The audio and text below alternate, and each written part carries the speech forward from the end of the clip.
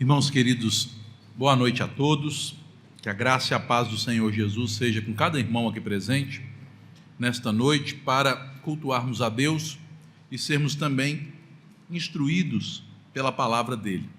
Eu os convido, queridos irmãos, como temos feito uma série de sermões no Evangelho, segundo a narrativa de Mateus, que os irmãos abram a sua Bíblia no Evangelho do Senhor, segundo a narrativa de Mateus, e hoje nós vamos começar a ver o que a palavra de Deus nos ensina a partir do capítulo 3, e os irmãos acompanhem a leitura que farei dos versículos 1 a 10, Evangelho segundo Mateus, capítulo 3, de 1 a 10.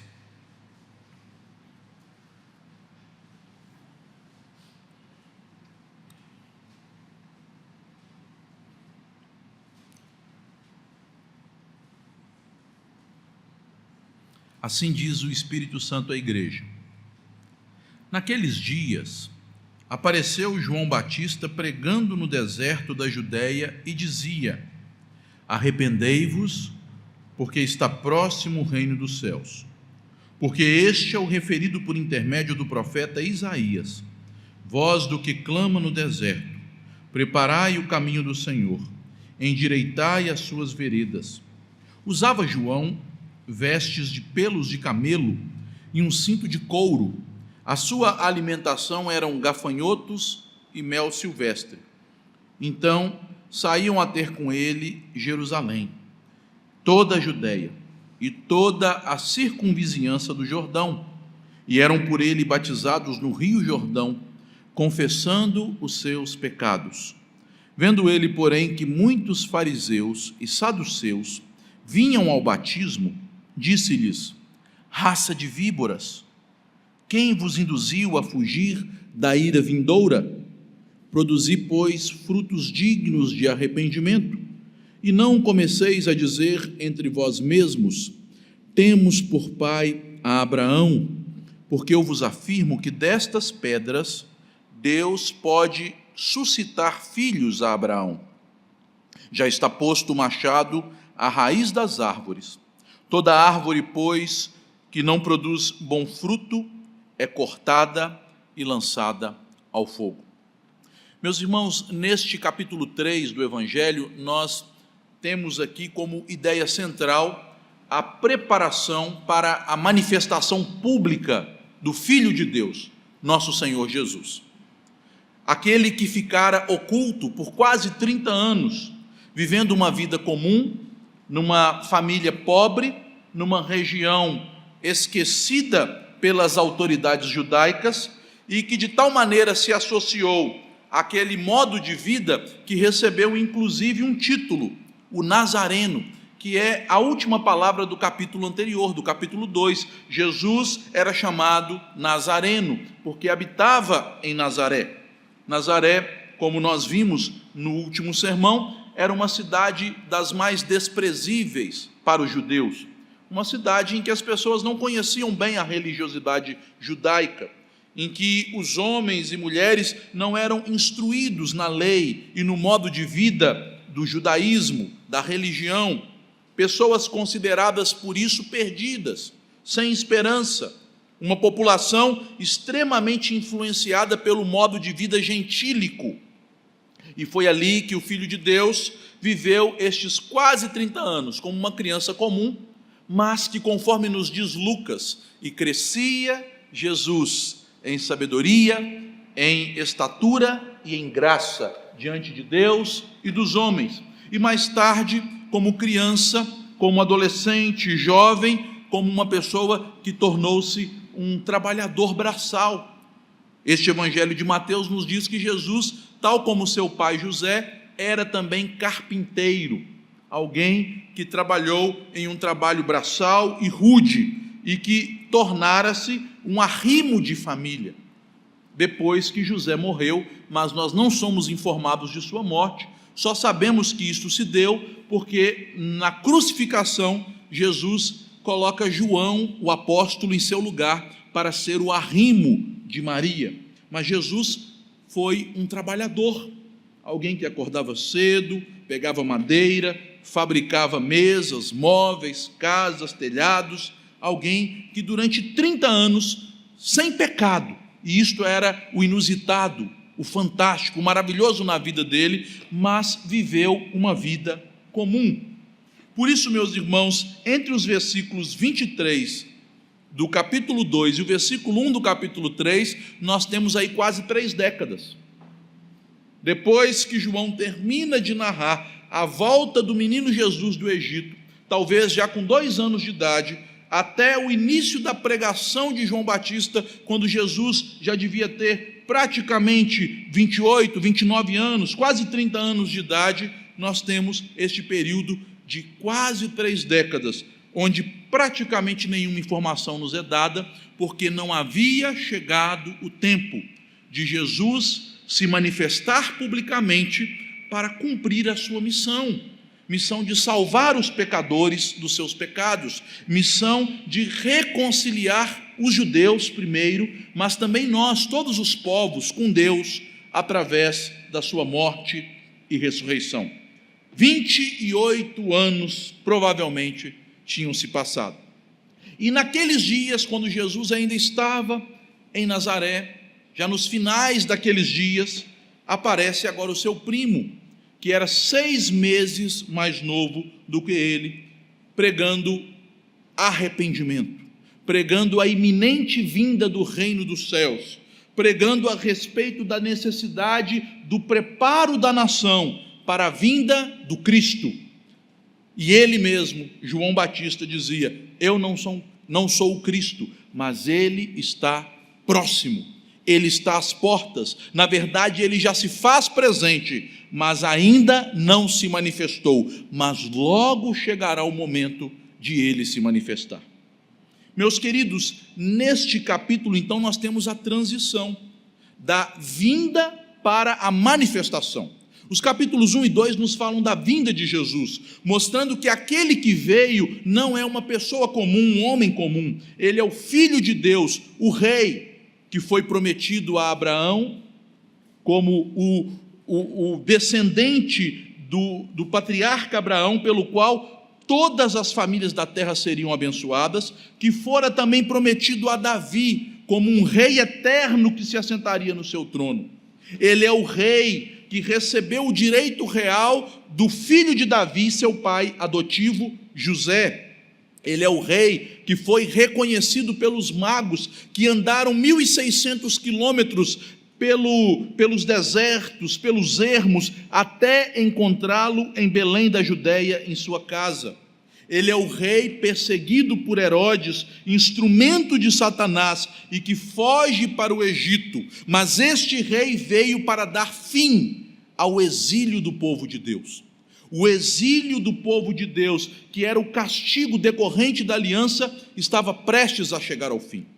Meus irmãos, depois que o povo de Deus pecou gravemente contra o Senhor, cometendo toda sorte de idolatrias, praticando os pecados das outras nações, Deus destruiu a nação do norte, chamada nação de Israel, pelo poder dos assírios. Mais tarde ele destrói a nação do sul pelo poder dos caldeus, a nação da Babilônia, e algo terrível aconteceu. A comunhão com Deus foi quebrada. O pecado do povo estava sobre eles há 573 anos, sem expiação, porque na lei, uma vez por ano, o sumo sacerdote, e isto nós sabemos que era simbólico, ele trazia o sangue do animal que era morto fora do santuário e derramava em cima do propiciatório, que era a tampa da arca da aliança, e o pecado do povo simbolicamente era perdoado. Mas depois que o templo havia sido destruído, em 576 anos antes de Cristo, eles ficaram quase 6 séculos sem expiação. O povo, mesmo tendo voltado para a sua terra, espiritualmente ainda estava em um exílio, pois eles tinham os pecados sobre eles de quase 6 séculos.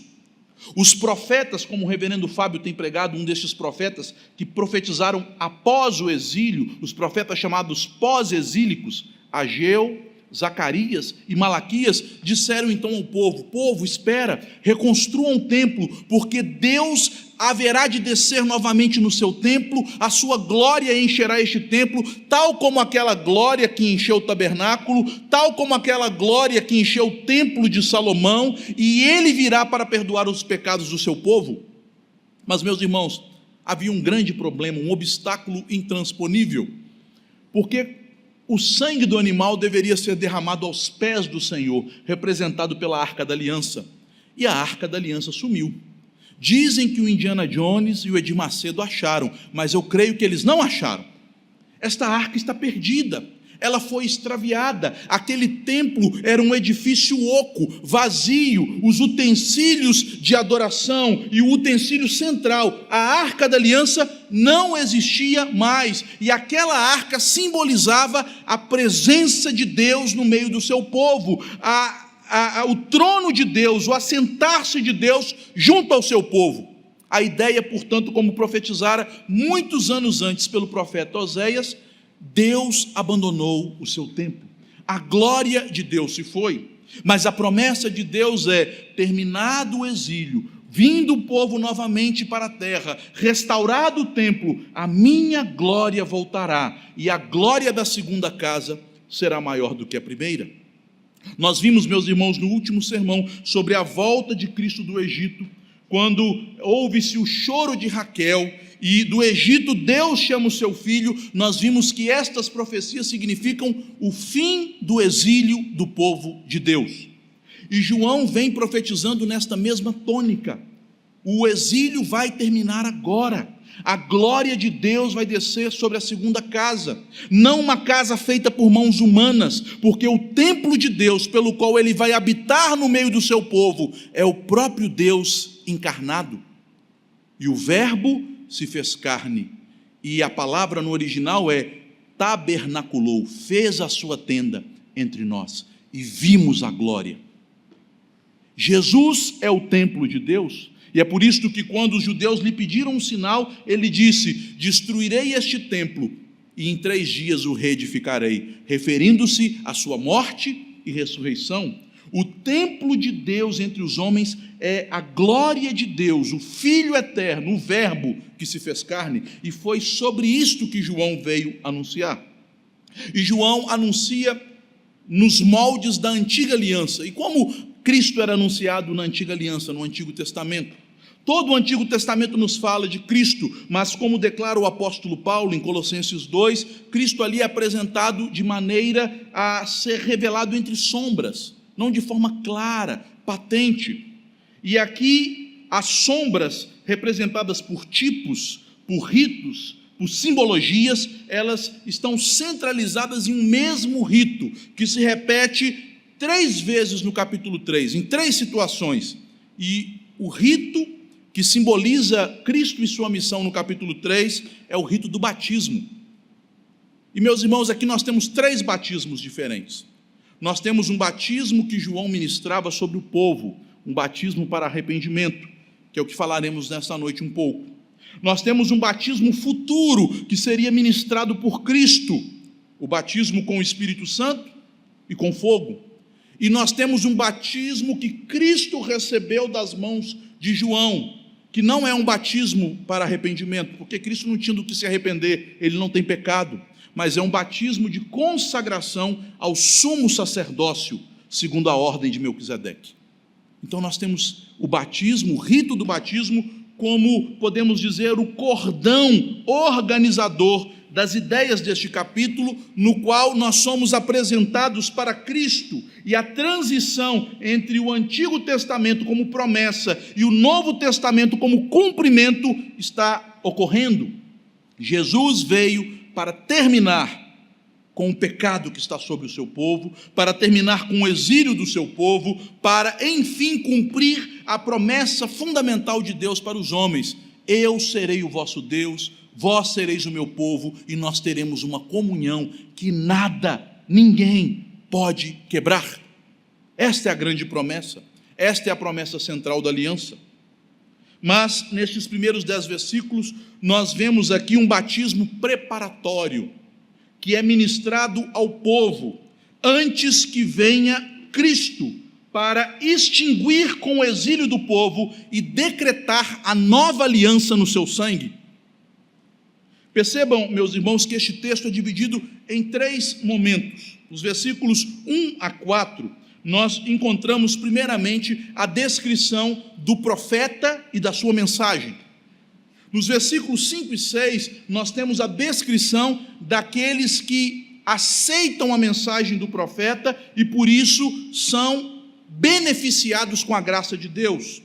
E nos versículos 7 a 10, temos aqueles que são incrédulos, que rejeitam a mensagem do profeta e por esta razão estarão debaixo das punições da nova aliança e não da redenção e da salvação que Cristo viria trazer e que já trouxe. Na perspectiva de João, ainda uma redenção futura. Da nossa perspectiva, uma redenção já consumada. Então vejamos, meus irmãos, primeiramente quem é João Batista. Aqui no versículo 4 ele é descrito da mesma forma como as escrituras descrevem o profeta Elias, em 2 Reis, no capítulo 1, verso 8.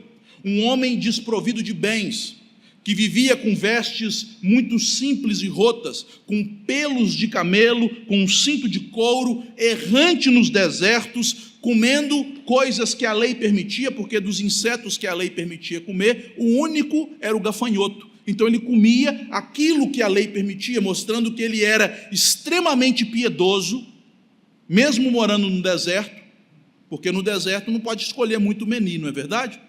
O que acontece, a lagartixa morreu, você come, mas como ele era um homem extremamente piedoso, ele se limitava a comer aquilo que a lei permitia, gafanhotos e mel. E além de ser um homem extremamente piedoso e zeloso da lei de Deus, um homem que vivia somente para Deus, simples. Este é o profeta descrito, chamado de João Batista. Mas um dos primeiros erros na interpretação do ministério de João Batista é esquecer que João Batista não é só profeta. João Batista era filho de Zacarias e de Isabel. E conforme nos ensina o evangelista Lucas, Zacarias era sacerdote e Isabel uma descendente de Arão. É isso que está nos primeiros capítulos de Lucas.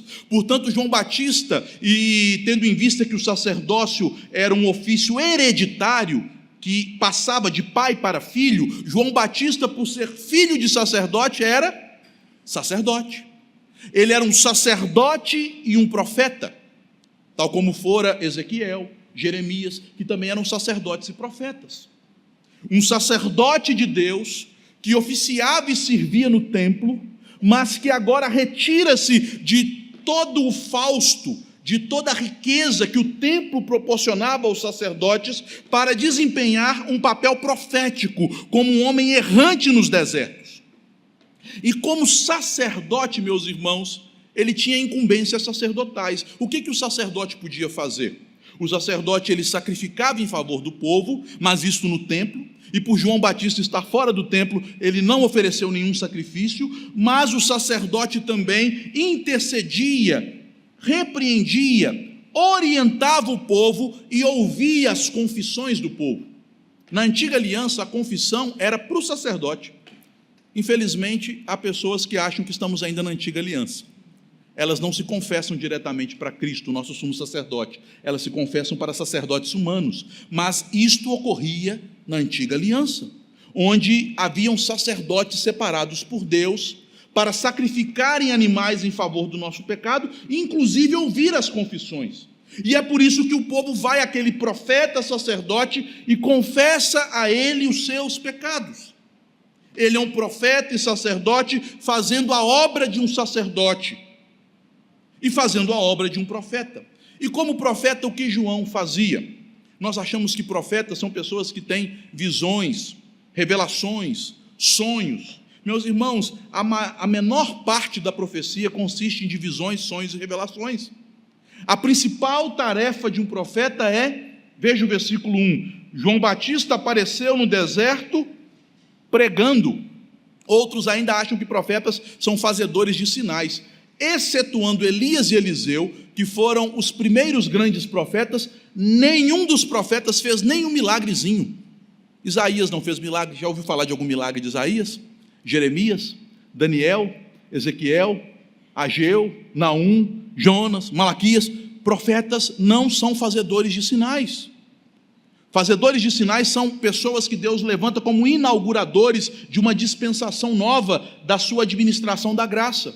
Moisés e Josué, quando o tempo da lei inicia; Elias e Eliseu, quando o tempo dos profetas se iniciam; Jesus e seus apóstolos, quando o tempo do evangelho se inicia. João Batista foi o maior dos profetas e não fez um milagre, um sinal. Por isso a ênfase na profecia, como visões, revelações e sinais, não é uma ênfase bíblica, mas geralmente uma ênfase da falsa doutrina que engana as pessoas. O que João Batista fazia? Ele apareceu no deserto, tal como aconteceu outrora com Elias, pregando. A palavra na língua grega significa literalmente proclamar, como um arauto que declara das muralhas de uma cidade ou de uma torre de algo iminente que está para acontecer, coisas boas e coisas ruins. Querigma, o querusso, o proclamar as verdades de Deus, chamando o povo para um encontro imediato com seu Deus. E percebam, meus irmãos, que a pregação de João, nas nossas mentes, talvez, tão influenciadas pelo pentecostalismo, pode parecer uma pregação que nada tem a ver com uma pregação profética. Mas esta pregação é a tônica de todos os profetas. O que os profetas pregam? E deveria ser terrível ser um profeta no Antigo Testamento, porque eles sofriam demais, pois os profetas geralmente eram chamados para pregar sobre o pecado. Esta é a mensagem.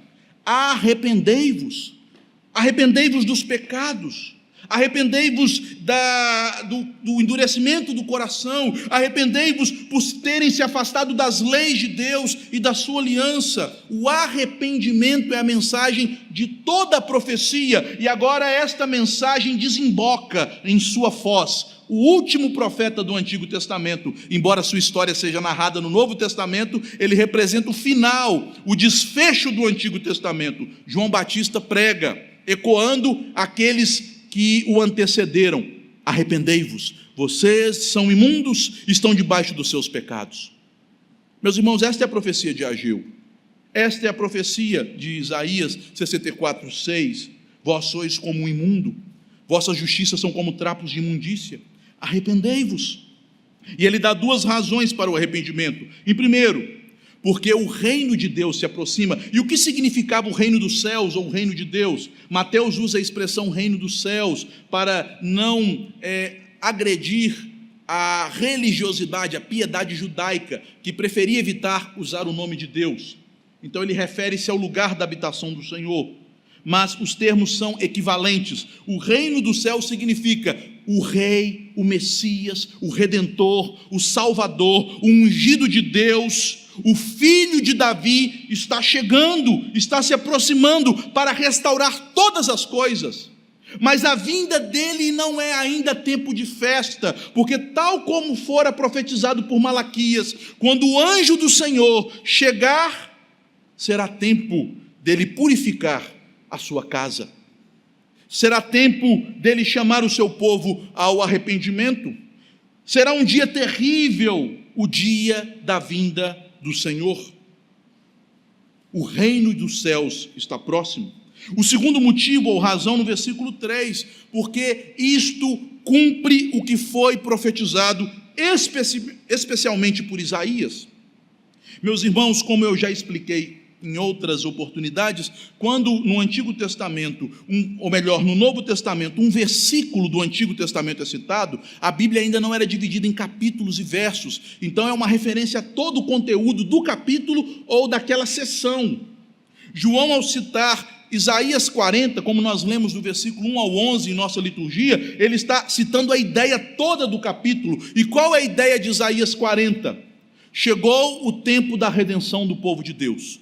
Os 576 anos de pecados acumulados terão um fim em um só dia, como disse Zacarias, porque a glória de Deus veio, e a glória de Deus é Cristo, é o Verbo. Ele está próximo e ele vai tirar todo o pecado do seu povo pela sua obra. Ele vai resgatar e restaurar a nação de Israel, o povo de Deus, e com a obra dele, os gentios virão para adorar em Sião. Uma clara profecia sobre o ministério de Cristo como rei e como sacerdote. E eu, João Batista, nesta profecia, sou aquele que prepara a vinda de Cristo, a voz do que clama no deserto, que anuncia para Israel, o precursor do Messias, que o Messias está próximo, ele virá e fará a sua obra. Mas não recebam esta mensagem de maneira otimista, triunfalista. Recebam esta mensagem com o coração quebrantado, porque quando ele vier, ele virá para separar, para trazer aqueles que são fiéis para próximo de si e para afastar aqueles que são orgulhosos, duros como pedra, que são obstinados em seu pecado, para fora da sua aliança. Ele virá. Este é João Batista, o profeta e sumo sacerdote, e esta é a mensagem dele que traz o clímax de toda a profecia do Antigo Testamento. Uma mensagem de arrependimento, para que todas as profecias dos profetas se cumpram a partir daquela geração. Qual a reação dos ouvintes daquela profecia? Meus irmãos, João Batista foi um servo de Deus privilegiado. Talvez o mais privilegiado dos profetas, porque geralmente os profetas recebiam como ouvintes pessoas que tinham o coração duro e os ouvidos ensurdecidos.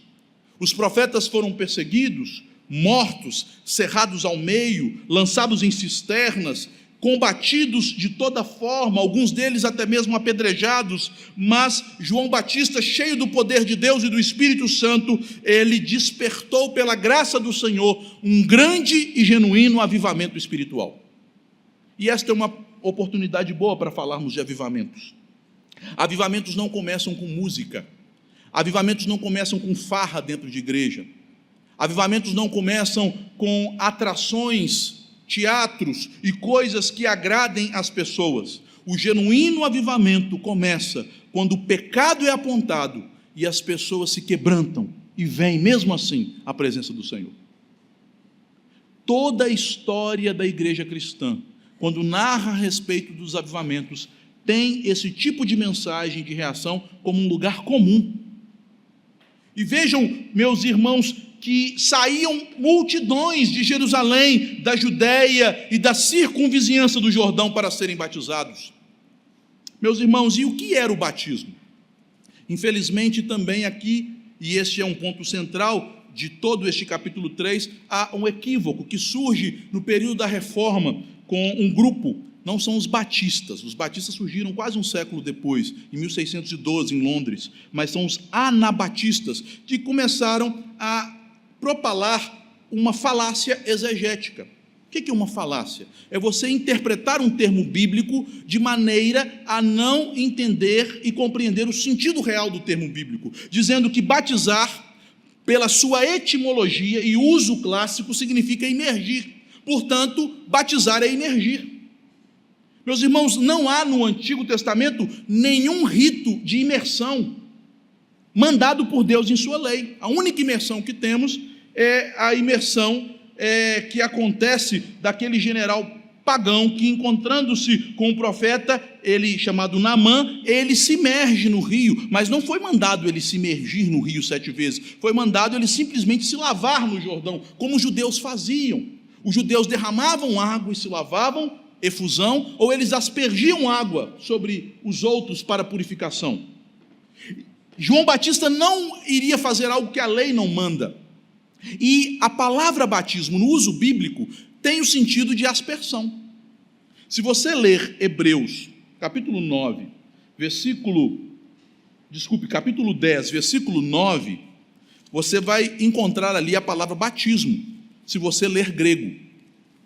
Infelizmente, as traduções, às vezes, atrapalham um pouco. Não que elas sejam incorretas, mas elas, às vezes, fogem um pouco do sentido original. A palavra, no capítulo 9, no versículo 10, dizendo que na lei antiga haviam diversas abluções, na língua grega é a palavra diversos batismos. Então, na lei tinha batismos? Tinha diversos, só que nenhum deles era por imersão. Que tipos de batismos eram estes que haviam na lei? Isto é esclarecido pelo evangelista Marcos, no seu evangelho, no capítulo 7, no versículo 4. Em Marcos 7, 4, diz assim: quando os judeus voltam da praça, não comem sem se aspergirem. No original, qual é a palavra que aparece lá para aspersão? Se você quiser conferir no grego, pode conferir. Sem se batizarem. E aí continua. E há muitas outras coisas que receberam para observar, como a lavagem, que é no original, como o batismo de copos, jarros e vasos de metal e camas. Portanto, meus irmãos, o uso bíblico da palavra batismo sempre é lavar por efusão ou purificar por aspersão, nunca imersão. E como nós vamos ver daqui a algum tempo, em fevereiro, Jesus não desceu às águas. O verbo está no singular. Quem estava na água era João, não era Jesus. Quem estava na água, derramando água sobre Jesus, era João. E o verbo na língua grega nos mostra isso. Portanto, queridos irmãos, este equívoco aparece na igreja no século XVI. Espalhou, né? Parece que é uma coisa que está desde o início da igreja, mas espalhou. As pessoas hoje, infelizmente, no meio evangélico, acham que batizar é mergulhar alguém em água. Meus irmãos, como João ia mergulhar 10, 15, 20 mil pessoas em água num dia só? Sabe como que era batizado as pessoas? Isto nos é ensinado no Antigo Testamento. Em Êxodo 19, 10, antes do povo se encontrar com Deus, é dito que eles lavem as suas vestes, que eles se purifiquem, porque hoje estarão na minha presença.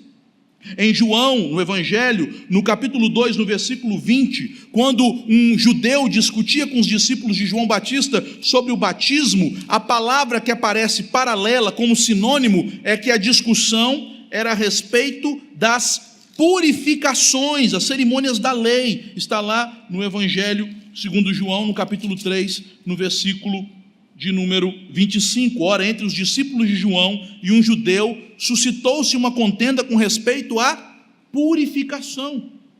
E Davi ora a respeito desta purificação, no Salmo 51, versículo 7, dizendo: Senhor, purifica-me com isopo e ficarei limpo. Por quê?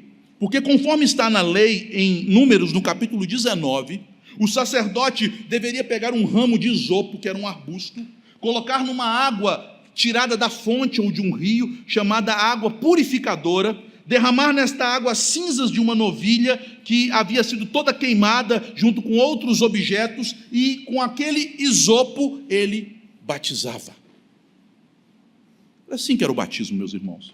Ou vocês acham que Pedro submergiu 3 mil pessoas em Jerusalém, numa cidade que nem rio tem? Não diz o texto que eles saíram, procuraram um rio. Quando Paulo foi batizado dentro de casa, tinha banheira naquela casa? Não diz que eles saíram, foram para um rio. Purifica-me com isopo e ficarei limpo. O batismo era uma cerimônia de purificação, em que a aspersão da água significava que aquela pessoa agora estava pronta para entrar no culto, no templo e adorar ao Senhor. Por isso que em cada uma das portas do templo, entre os porteiros, haviam levitas que cuidavam da purificação das pessoas antes de entrar. E agora João realiza esta cerimônia, ele batiza as pessoas, mas antes de batizá-las ele exige: é necessário arrependimento. E o que estas pessoas fazem? Elas cumprem a lei e elas confessam o pecado ao sacerdote João, cumprindo o que está em Levítico 16, 21, que declara que se alguém cometer um pecado, o sacerdote deve confessar o pecado daquela pessoa de forma audível. A palavra na língua grega é diferente do verbo confessar, que aparece em outras partes da Bíblia. O homologel, se confessarmos os nossos pecados, 1 João 1,9. Aqui a palavra tem um prefixo, ex, que quer dizer uma confissão pública, que indica uma confissão seguida de uma profissão de fé, de um compromisso, e que nos leva a receber uma promessa. Eles tinham que confessar audivelmente. Isso aparece também em Levítico 26, 40 a 42, quando o povo reconhecesse o seu pecado, e chegasse à presença de Deus, conforme está em Levítico 26, no verso 40, eles tinham que confessar publicamente o seu pecado. Diz assim, Levítico 26, 41 e 42. Mas, versículo 40, se confessarem a sua iniquidade e a iniquidade de seus pais, na infidelidade que cometeram contra mim, como também confessarem que andaram contrariamente para comigo, pelo que também fui contrário a eles e os fiz entrar na terra dos seus inimigos, se o seu coração incircunciso se humilhar e tomarem eles por bem o castigo da sua iniquidade, então me lembrarei da minha aliança com Jacó. Era uma confissão pública, as pessoas chegavam diante de João e diziam: eu fiz isso, eu roubei, eu adulterei, eu agredi, eu menti, e confessando para aquele sacerdote de Deus, eles eram então batizados, provavelmente uma cerimônia de efusão, eles eram lavados com água, mas não antes de terem confessado os seus pecados, cumprindo assim a lei. Lucas descreve, de maneira resumida, que tipo de confissões ouvíamos ali à beira do Jordão, quando as pessoas se aproximavam de João. Em Lucas, no capítulo 2, do versículo 10 a 14, pessoas são descritas como pessoas que confessavam seus pecados e eram então batizadas por aquele rito cerimonial e sacerdotal. Nós temos ali em Lucas, no capítulo 2, no verso 10, pecadores notórios em Israel. Em primeiro lugar, meus irmãos, Lucas descreve ali, me perdoem, meus irmãos, Lucas 3:10. Em primeiro lugar, Lucas nos descreve ali que as multidões vinham a João e nós tínhamos pessoas que são confrontadas com a sua usura. Se você tiver 2 túnicas, reparta. Depois nós temos publicanos, cobradores de impostos, considerados pecadores, traidores da pátria, e ele então os confronta.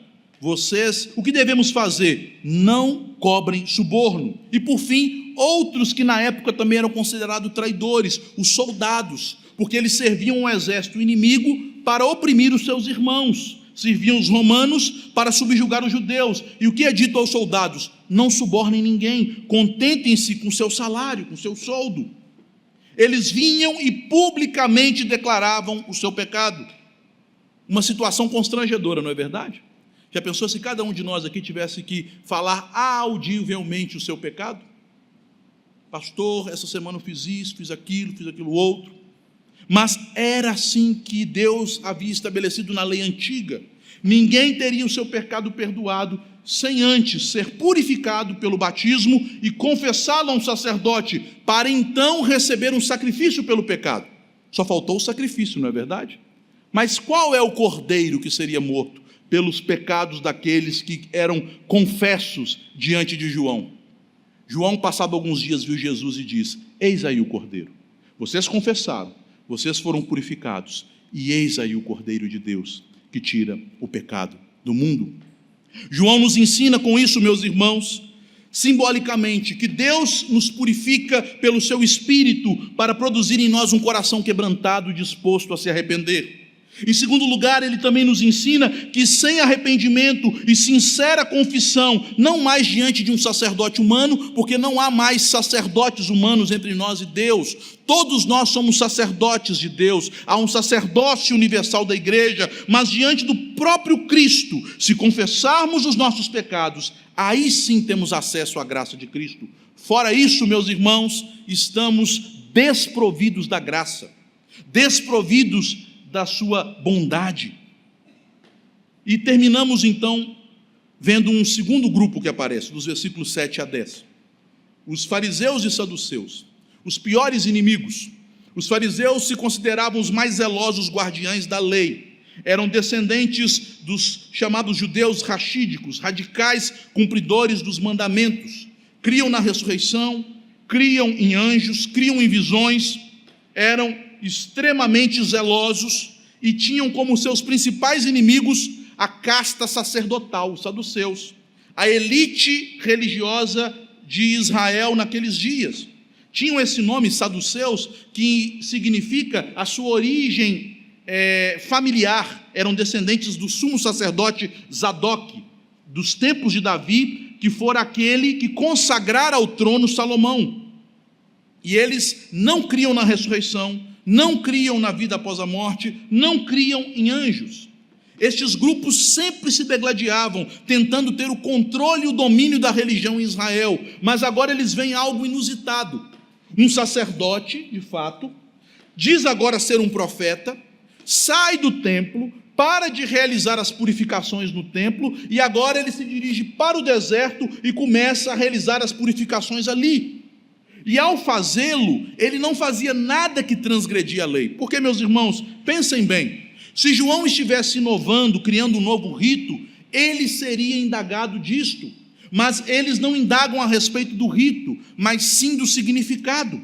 Nós lemos, conforme está no Evangelho segundo o apóstolo João, que fala sobre João Batista, no capítulo 1, que eles vão até João, versículo 19, e eles mandam seus emissários, sacerdotes e levitas, dos saduceus e dos fariseus, e perguntam: quem és tu? Eles não perguntam: o que tu fazes? O rito era normal, mas quem és tu? Por que você, como sacerdote, está purificando as pessoas fora do templo? Você não deveria purificá-las para entrar no templo, mas você está no deserto. Mas João sabia que o templo de Deus estava vindo, e este templo é Jesus. Ali haveria pleno perdão de pecados, que aquele templo construído pelas mãos do iníquo Herodes estava fadado à destruição. Quem és tu? E ele confessou: não sou o Cristo, verso 20 de João 1. Então lhe perguntaram: você é Elias, do qual falou Malaquias? Não sou. És o profeta? E os judeus criam que antes do Messias vir, apareceria um grande e último profeta. És o profeta? Não. Então quem és? E ele responde com o texto de Isaías 40:11. Eu sou a voz que clama no deserto: endireitai as veredas, o caminho do Messias, o caminho do Senhor. Este sou eu. Mas em nenhum momento eles indagam sobre o rito.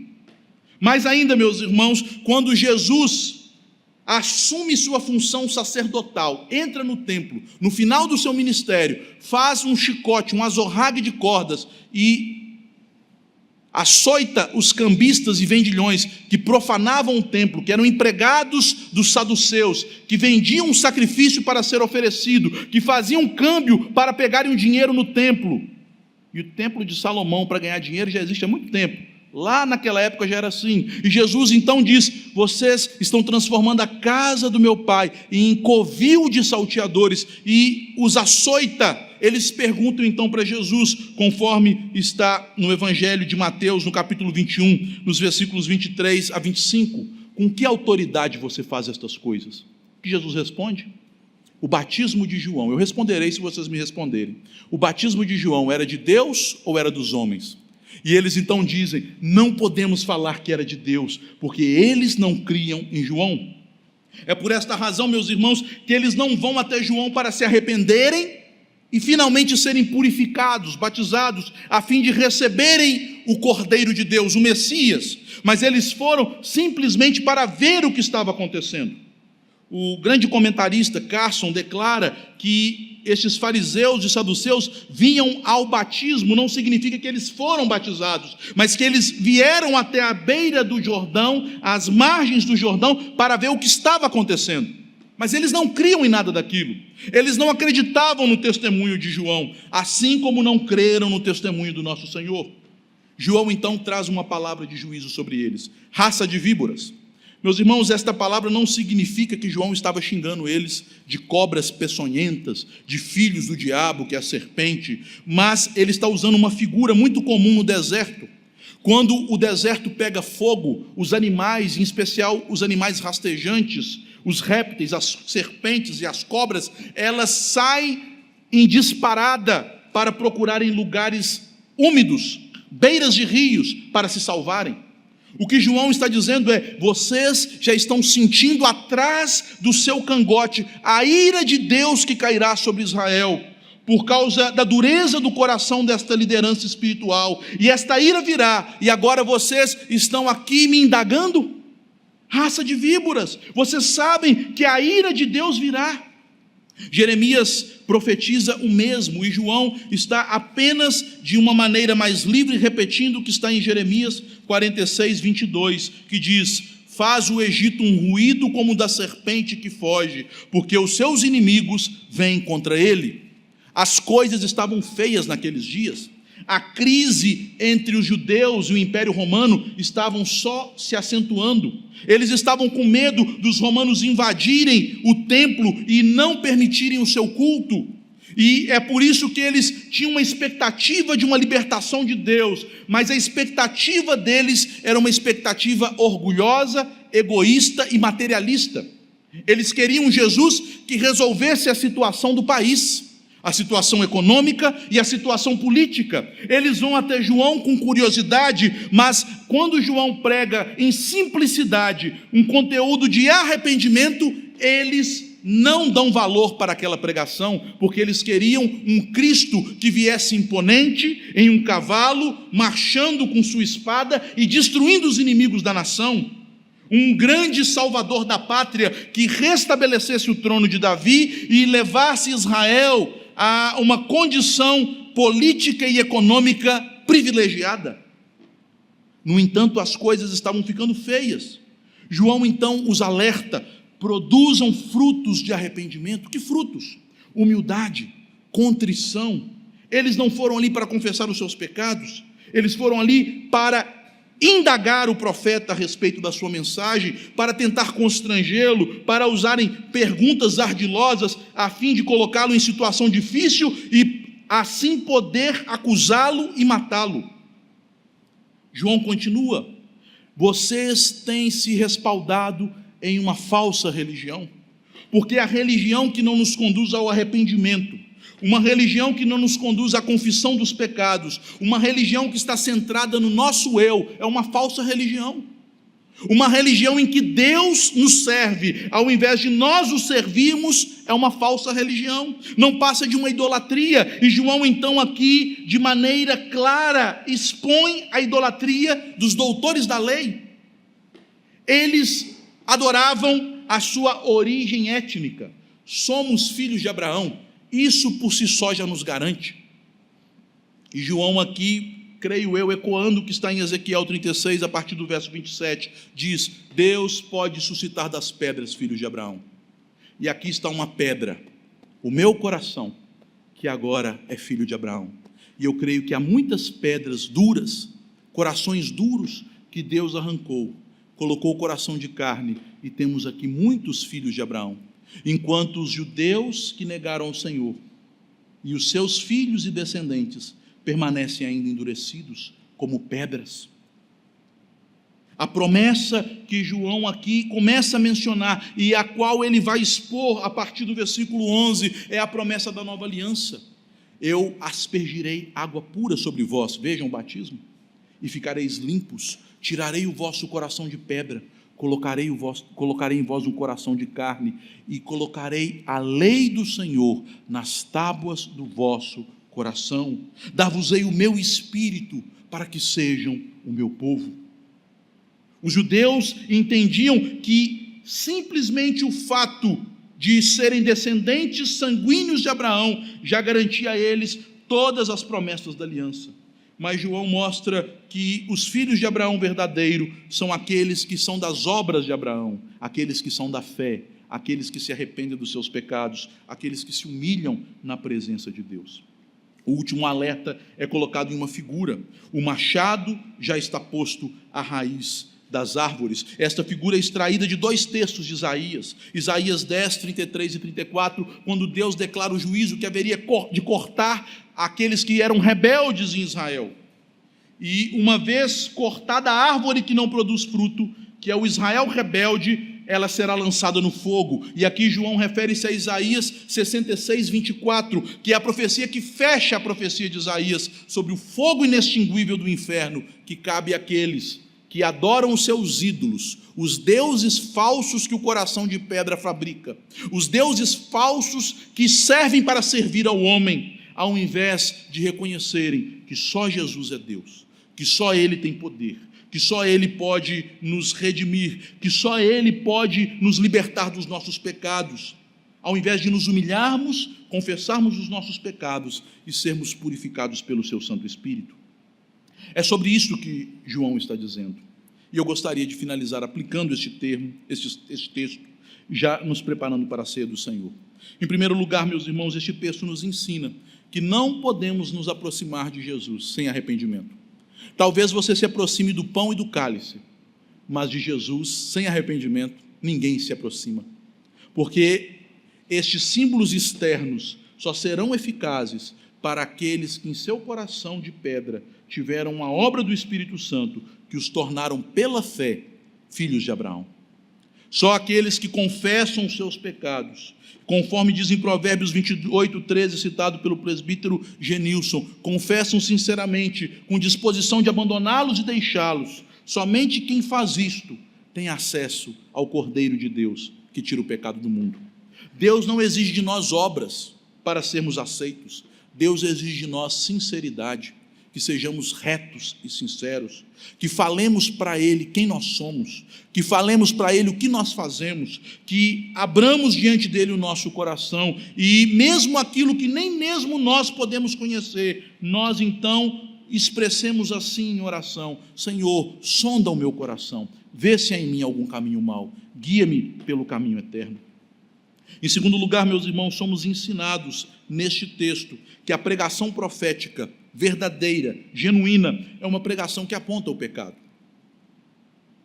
Alguns profetas são mais grosseiros, como Jonas, não o nosso irmão Jonas o profeta, que pregou uma pregação assim extremamente ríspida, e mesmo assim teve êxito, uma cidade inteira se converteu. Outros profetas são mais doces, amorosos, como Jeremias, que lamentava, chorava e se derramava pelo povo.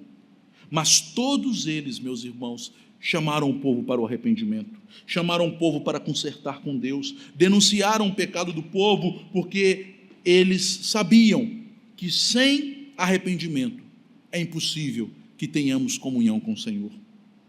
E finalmente, queridos irmãos, se o nosso coração está duro, se nós temos, tal como os judeus, dito para nós mesmos que está tudo bem, que não vai acontecer nada de mal, saiba que há um juízo eterno. Se nós não estivermos com Cristo, em coração contrito e arrependido, recebendo os benefícios da sua morte, o que restará para nós? Somente fogo inextinguível. O inferno é real, e eu espero que você não descubra essa realidade. Eu espero que no dia em que você fechar os seus olhos aqui, você não o abra entre chamas ardentes, onde o fogo não se apaga e o verme não morre, onde o cheiro fétido impregna o ambiente e a dor de alma e física é insuportável, sem condições nenhuma de você fazê-la parar, de entrar em inconsciência, e isto por toda e toda e toda eternidade. E não pense em seu coração: Deus não seria tão mal de fazer isso, porque Deus não é mau, mal somos nós. E o lugar que os maus merecem estar é no inferno, porque Deus nos criou para a sua glória, e nós usamos nosso corpo, nossa vida e o mundo que pertence a Ele para nós mesmos e não para a glória dEle. No dia em que Ele vier julgar o mundo, não haverá mais chance de arrependimento. E é por isso que a pregação de meus irmãos, de João, ela ecoa ao longo dos séculos. Arrependei-vos, porque está próximo. Para aquela geração estava próxima a vinda de Cristo. Talvez para um de nós hoje esteja próximo. Você sabe até quando você vai durar? Arrependei-vos, o dia é hoje, a hora é já.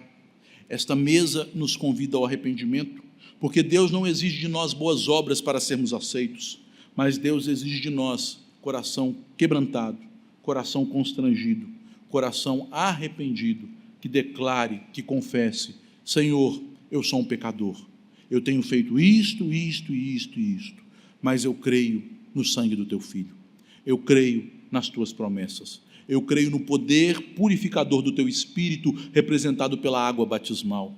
Eu creio que o Senhor é aquele que tira o coração de pedra e das pedras cria filhos de Abraão.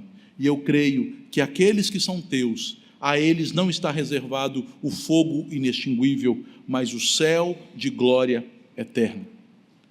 Meus queridos, como disse o grande sábio Pascal, não pague para ver.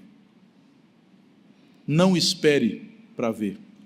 Creia, arrependa-se, busque ao Senhor.